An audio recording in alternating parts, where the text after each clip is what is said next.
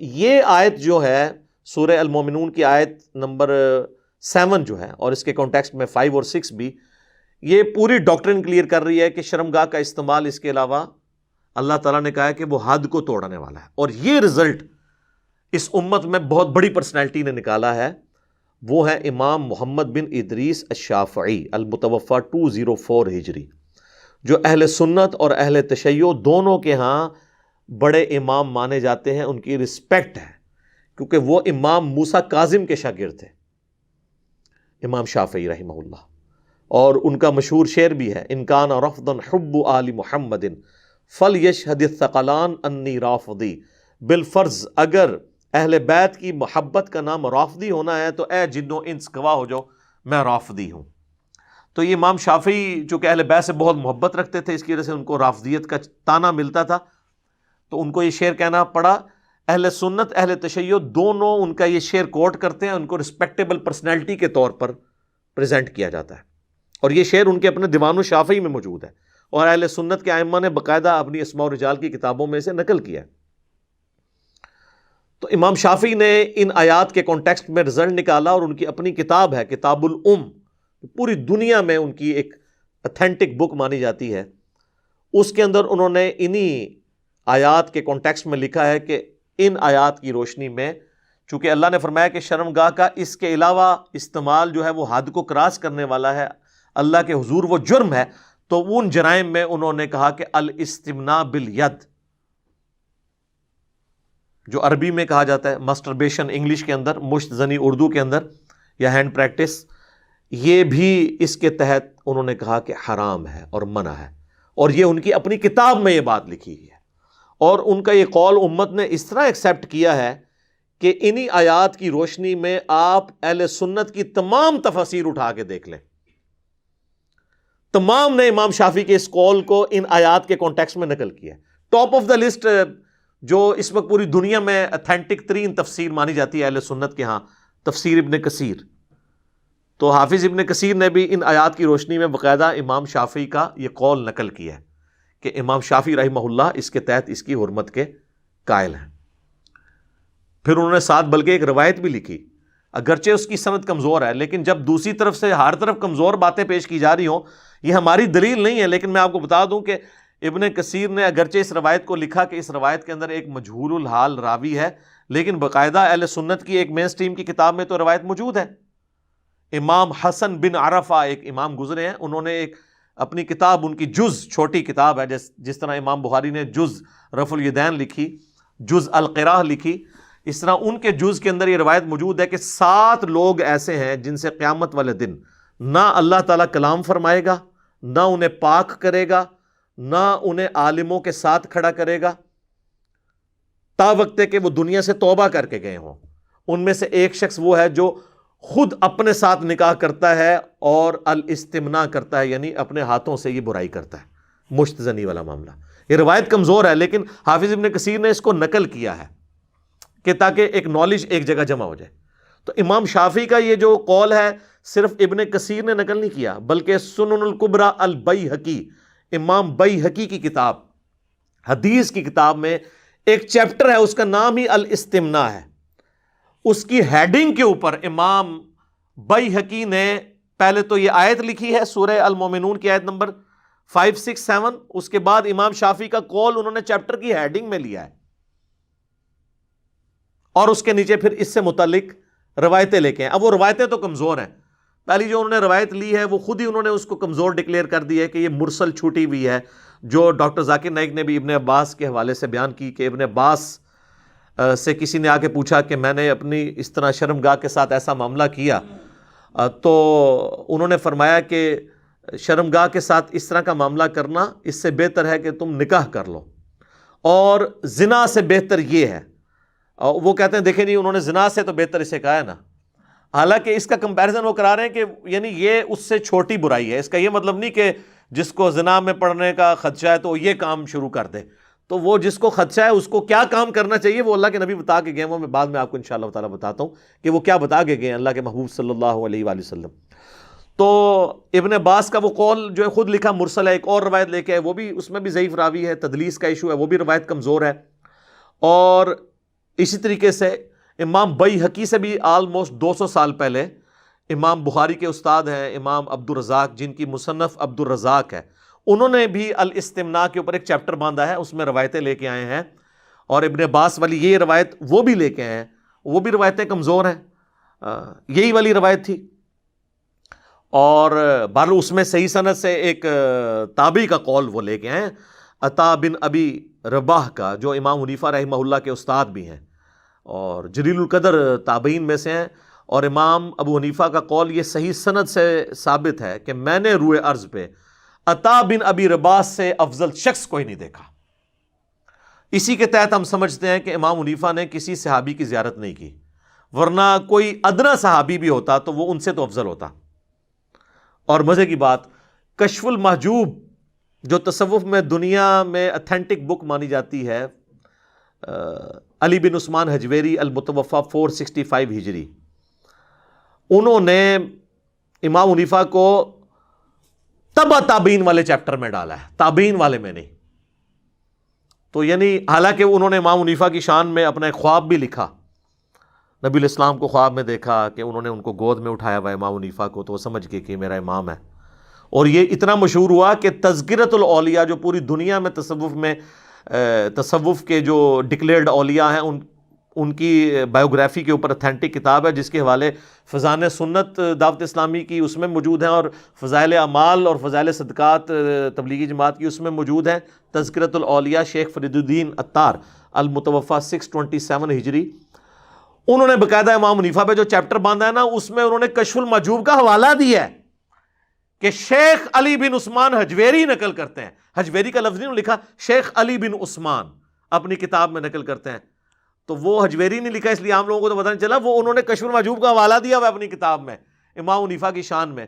تو امام حنیفہ جو ہیں وہ کہتے ہیں کہ میں نے عطا بن ابی رباح سے افضل شخص نہیں دیکھا، اور امام عبدالرزاق جو امام بخاری کے استاد ہیں، انہوں نے عطا بن ابی رباح کا قول نقل کیا ہے صحیح سند کے ساتھ، کہ وہ کہتے ہیں کہ میں اس عمل کو، الاستمناء کو، بالکل جائز نہیں سمجھتا، میں اسے مکروہ سمجھتا ہوں، کراہت والا عمل سمجھتا ہوں۔ بلکہ المصنف ابن ابی شیبہ میں، جو امام عبدالرزاق کے زمانے میں ہی دوسرے امام گزرے ہیں، اور وہ بھی امام بخاری اور مسلم کے استاد ہیں، بلکہ امام مسلم نے 1500 حدیثیں امام ابن ابی شیبہ سے لی ہیں اپنی صحیح مسلم میں۔ انہوں نے عطا بن ابی رباح کا یہ قول نقل کیا ہے کہ جو اس طرح کا کام کرے گا اس کا روزہ ٹوٹ جائے گا، صحیح سند کے ساتھ۔ اور یہ اردو زبان میں آلموسٹ ساری کتابیں آ چکی ہیں، ہم سب کے JPGs بھی ساتھ اٹیچ کریں گے، کسی کو اگر وہم ہوا تو وہ دیکھ لے، خود پڑھ لے۔ تو انہوں نے کہا روزہ ٹوٹ جائے گا۔ اب روزہ ٹوٹ جائے گا، اب اس کے بعد اختلاف ہے کہ اس کا کفارہ کیا وہ 60 روزوں والا ہوگا، لیکن اس میں امت کی اکثریت یہ کہتی ہے نہیں، اس کے بدلے ایک ہی روزہ رکھے گا اور توبہ کرے گا۔ 60 روزوں والا صرف اس ایکسٹریم کے لیے جو بخاری اور مسلم میں ہے کہ اگر کوئی شخص اپنی بیوی کے ساتھ صحبت کر لیتا ہے یا نعوذ باللہ کوئی زنا والا معاملہ کرتا ہے، اس کے لیے 60 روزے والا کفارہ ہے۔ اس کیس میں صرف ایک روزہ ہی وہ رکھے گا، البتہ روزہ اس کا ٹوٹ جائے گا۔ آپ اس سے اندازہ لگائیں کہ ہمارے ائمہ محدثین نے باقاعدہ یعنی اس کو ٹاپک بنا کے سنن کبریٰ البیہقی میں بھی ایڈریس کیا اور مصنف عبدالرزاق کے اندر۔ تو اگر کتابیں آپ پڑھیں گے تو آپ کو پتہ چلے گا کہ کتابوں کے اندر یہ چیزیں کس طریقے سے لکھی ہیں۔ البتہ یہ جو ہماری باقی مین سٹریم کی کتابیں ہیں بخاری اور مسلم، اس میں چیپٹر بنا کے اسے ایڈریس نہیں کیا گیا، لیکن الگ سے اس کے اوپر ڈسکشن اس اعتبار سے ہوئی ہے انڈائریکٹلی۔ وہ اب اذانیں شروع ہو چکی ہیں، انشاءاللہ اذانوں کے وقفے کے بعد میں انشاءاللہ آپ کو وہ بتاتا ہوں انشاءاللہ تعالی۔ سورۃ النور کی آیت نمبر 33 ہے۔ ایک تو ہم آیت آلریڈی ڈسکس کر چکے ہیں، سورہ المومنون کی آیت نمبر 5، 6 اور 7۔ اب آ جائیں سورۃ النور کی آیت نمبر 33، جس سے آپ کو اللہ کا مزاج پتہ چلے گا۔ اللہ تعالیٰ نے اس میں جو لوگ نکاح کی استطاعت نہیں رکھتے اپنی غربت کی وجہ سے، ان کو ایڈریس کرتے ہوئے کہا ہے وَلْيَسْتَعْفِفِ الَّذِينَ لَا يَجِدُونَ نِكَاحًا، ایسے لوگوں کو پاک دامن رہنا چاہیے جو نکاح کی استطاعت نہیں رکھتے، حَتَّى يُغْنِيَهُمُ اللَّهُ مِنْ فَضْلِهِ، یہاں تک کہ اللہ تعالیٰ اپنے فضل سے انہیں غنی کر دے۔ یعنی جب تک ان کے پاس فائنینشیل استطاعت نہیں ہے تو وہ اپنے آپ کو پاک دامن رکھیں۔ اب پاک دامن رکھنے میں سب کچھ آ جاتا ہے، کہ وہ کسی بھی اس طرح کی ایکٹیویٹی کی طرف نہیں جائیں گے، ورنہ یہاں پہ بتا دیا جاتا کہ جی آپ کو ایک سولوشن دے دیتے ہیں جو بعد میں ڈاکٹر ذاکر نائک نے دیا ہے، نعوذ باللہ من ذالک۔ اسی کو سپورٹو وہ مشہور حدیث ہے جو صحیح بخاری اور صحیح مسلم دونوں میں ہے، اے نوجوانوں کے گروہ، تم میں جس کے پاس استطاعت ہو، یعنی استطاعت کون سی؟ جو سورۃ النور کی آیت نمبر 33 میں آئی ہے، فائنینشل استطاعت۔ یہاں اس کی یعنی مردانہ پن کا اظہار نہیں ہو رہا، بلکہ فائنینشل استطاعت۔ یہاں پہ تو لوگ کہتے ہیں نا جی وہ کوئی اگر لڑکا کام نہیں کرتا جی اس کی شادی کروا دیں، اندازہ کریں، تاکہ وہ دو خاندانوں کا بیڑا غرق کر دے۔ اور پھر وہ ایک جعلی روایت پکڑی ہوئی ہے کہ جی ایک غریب شخص حضور کے پاس آیا، آپ نے فرمایا شادی کر لو، وہ اور غریب ہو گیا، کہا دوسری کر لو، وہ اور غریب ہو گیا، کہا تیسری کر لو، اور غریب ہو گیا، چوتھی کی تے پھر وہ امیر ہو گیا۔ سارے اس طرح کدے کوئی امیر نہیں ہوتا، یہ جھوٹی روایتاں نے، گھڑی ہوئی روایتیں ہیں، یہ پتہ نہیں کن دل جنوں نے گھڑی ہیں جن کی ایک بھی نہیں ہو رہی ہوگی۔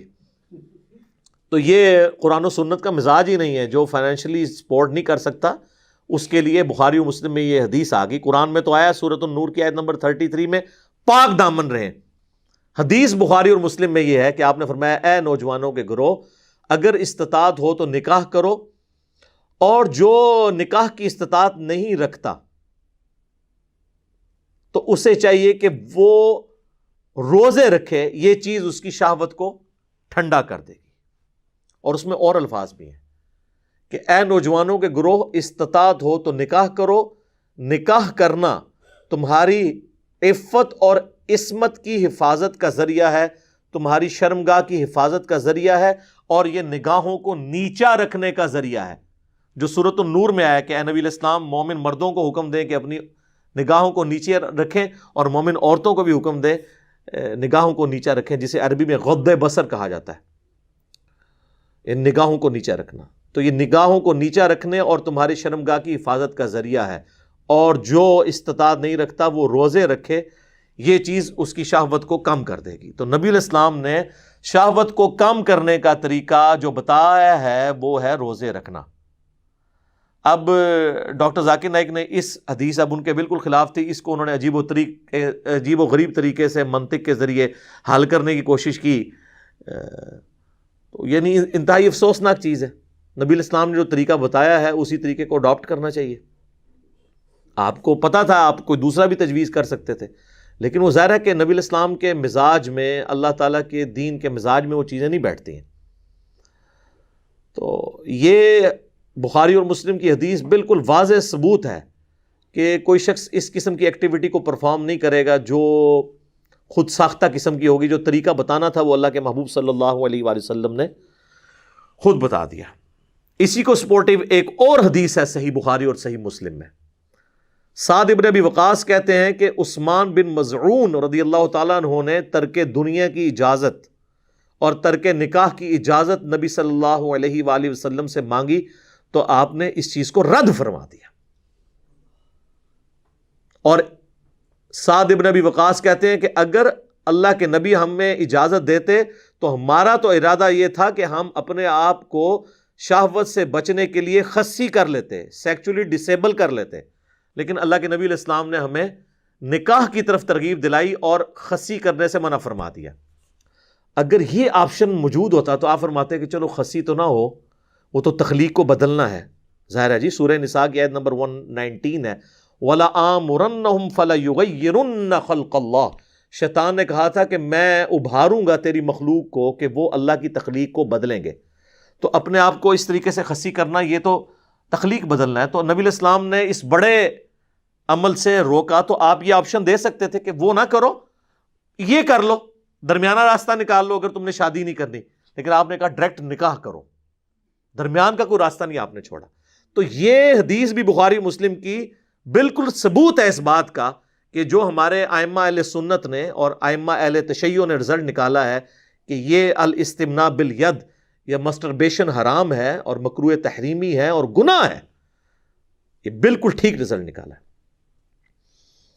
ایک اور حدیث میں بھی اس کا اشارہ موجود ہے جو صحیح مسلم میں ہے حدیث، مشکات میں بھی آپ کو پہلی جلد میں زکوٰۃ والے چیپٹر میں صدقے کی فضیلت کے بیان میں مل جائے گی کہ اللہ کے محبوب صلی اللہ علیہ وآلہ وسلم نے فرمایا کہ ہر تسبیح صدقہ ہے۔ یہ صدقہ پنجابی والا نہیں، نیکی کا کام عربی میں۔ یعنی سبحان اللہ کہنا صدقہ ہے. ہر تحلیل صدقہ ہے. تحلیل کہتے ہیں لا الہ الا اللہ کہنے کو. ہر تحمید صدقہ ہے, یعنی الحمدللہ, سبحان اللہ والحمد للہ ولا الہ الا اللہ واللہ اکبر, یہ صدقہ ہے. امر بالمعروف, نیکی کا حکم دینا, یہ بھی صدقہ ہے. نہی عن المنکر, برائی سے روکنا, یہ بھی صدقہ ہے. حتیٰ کہ تمہارا اپنے بیویوں کے ساتھ ازدواجی تعلق قائم کرنا بھی اللہ کے حضور صدقہ ہے, یعنی نیکی ہے. اب باقی چیزیں تو صحابہ کو ہضم ہوگی. انہوں نے کہا یہ بیویوں کے ساتھ یعنی یہ تعلق قائم کرنا یہ بھی اللہ کے حضور نیکی ہے. تو آپ علیہ السلام نے فرمایا کہ اگر تم یہی چیز کسی اور طریقے سے پوری کرو, اب وہ آپ نے وہ طریقہ بتایا نہیں, اس میں ظاہر ہے زنا بھی آ جاتا ہے, قوم لوط والا عمل بھی آ جاتا ہے, اور یہ الاستمناء بالید یعنی مسٹربیشن بھی آ جاتا ہے. آپ فرمایا کہ اور حرام طریقے سے پورا کرو تو کیا تمہیں گناہ ملے گا؟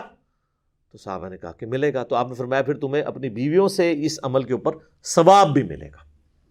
اس حدیث کے اندر بھی اس کو یعنی جو ائمہ اہل سنت کا موقف ہے اور ائمہ اہل تشیع کا, اس کو سپورٹ ملتی ہے الحمدللہ. اب اس سخت حدیث کی طرف آ جائیں, کریٹیکل حدیث جو میں نے اینڈ پہ رکھی ہوئی تھی, اس کی طرف تو اشارہ ہی نہیں کیا کسی نے, نہ ڈاکٹر ذاکر نائک نے اپنی گفتگو میں اسے ڈسکس کیا, نہ ان کے خلاف مضامین لکھنے والوں نے. وہ حدیث بخاری اور مسلم دونوں میں ہے کہ نبی صلی اللہ علیہ وآلہ وسلم نے فرمایا آنکھوں کا زنا دیکھنا ہے,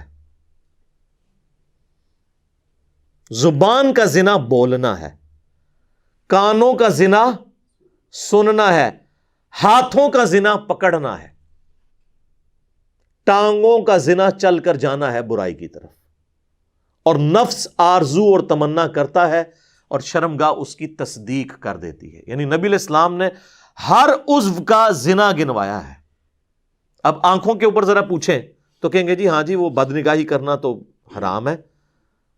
سورۃ النور کے اندر بھی آیا ہے مومنین اور مومنات کو حکم ہے کہ اپنی نگاہوں کو نیچا رکھو, بلکہ اس میں تو وہ کہیں گے جی سورہ المؤمن کے اندر جسے سورہ غافر کہتے ہیں اس کے اندر تو یہاں تک آیا کہ اللہ تعالیٰ آنکھوں کی خیانت کو بھی جانتا ہے. تو وہ کہتے ہیں وہ تو اس کے اندر آتا ہے, یہ سب کچھ حرام ہے. تو سر آنکھوں پہ نہ رکیں, آگے آپ زبان پہ بھی جائیں. زبان سے بے حیائی کی باتیں کرنا, آنکھوں میں بے حیائی کی ویڈیوز دیکھنا جو اس وقت سوشل میڈیا ایشو بن گیا ہے, کان سے برائی کی باتیں سننا, ہاتھ سے جو کام کرنا جو یہ جس کی طرف یعنی آج ہم ڈسکشن کر رہے ہیں جس ٹاپک کے اوپر ماسٹربیشن کے اوپر, یہ سب کی سب چیزیں اس کے اندر لائی کریں گی. اور پھر اس کو سپورٹیو ایک اور حدیث ہے جو صحیح بخاری کے اندر آئی ہے, مشکات میں بھی موجود ہے, بڑی مشہور حدیث ہے کہ اللہ کے محبوب صلی اللہ علیہ وآلہ وسلم نے فرمایا جو شخص مجھے 2 چیزوں کی گارنٹی دے دے میں اسے جنت کی گارنٹی دیتا ہوں, ضمانت دیتا ہوں میں. 2 چیزیں آپ نے فرمائی کہ 2 جبڑوں کے درمیان یعنی زبان, اور دوسری چیز 2 ٹانگوں کے درمیان یعنی شرمگاہ. تو شرمگاہ کی حفاظت میں ہر وہ چیز آئے گی جو شرمگاہ کی حفاظت میں اخلاقی طور پر اسے برائی کے طور پر ایکسیپٹ کیا جاتا ہے کہ یہ برائی ہے. ویسے تو غامدی صاحب بھی اکثر کہتے ہیں کہ تمام معاشرے میں جو اخلاقی اقدار ہیں وہ سب کو پتہ ہیں. تو سر آپ یہ جو اخلاقی چیز ہے اخلاقی برائی, اس کو برائی کے طور پہ سارے معاشرے کے اندر مانا جاتا ہے. میں میڈیکل چیزوں میں نہیں پڑھوں گا. ہمارے بعض علماء جو ہے نا وہ کہتے ہیں جی میڈیکلی اس کے بڑے نقصانات ہیں. سر میڈیکلی اس عمل کے ایکسیسو کرنے کے نقصانات ہیں. ہم اس کی جو حرمت بتا رہے ہیں کتاب و سنت کے دلائل کی روشنی میں بتا رہے ہیں. اگر آپ یہ کریں گے تو وہ تو میڈیکلی اگر کوئی شخص زیادہ اپنی بیویوں کے ساتھ تعلق قائم کرتا ہے تو وہ بھی ہم نے کئی ایکسپائر ہوتے دیکھے ہیں لوگ, وہ تو اس کے بھی نقصانات ہیں. Access of every thing is bad. ٹھیک ہے, وہ ایکسپائر اس طرح ہو جاتے ہیں نا کہ پھر وہ اس قسم کے وہ پھر کشتے اور اس قسم کی ادویات استعمال کرتے ہیں کہ ان کے پھر وہ گردے خراب ہو جاتے ہیں اور وہ فارغ ہی ہو جاتے ہیں. تو اگر آپ یہ آپ لولی لنگڑی دلیل دیں گے نا میڈیکل, وہ تو کہیں گے جناب جڑے جائز والے وہ بھی فارغ ہوئے ہیں. لہٰذا میں اس میڈیکل والے چکر میں نہیں پڑتا. اور اس کے لیے خیر انہوں نے بہت اور طریقے بھی ڈیوائز کر لیے ہیں کہ وہ اس کے وہ والا اسپیکٹ نہ آئے. یہ وہ میں ٹاپک ڈسکس نہیں کرنا چاہتا. میں صرف اس حوالے سے ہمیں کوئی انٹرسٹ نہیں اس ٹاپک میں. ایک برائی والا ایک معاملہ ہے تو ہم اس کو صرف کنڈیم کرنے کے لیے یہاں پہ بیٹھے ہیں انشاءاللہ کتاب و سنت کے دلائل کی روشنی میں. تو نبی علیہ السلام فرمایا کہ جو مجھے گارنٹی دے گا نا تو میں اسے جنت کی گارنٹی دیتا ہوں جو اپنی زبان کی حفاظت اور اپنی شرمگاہ کی حفاظت کی گارنٹی دیتا ہے۔ تو بالکل یہ واضح ہو گیا۔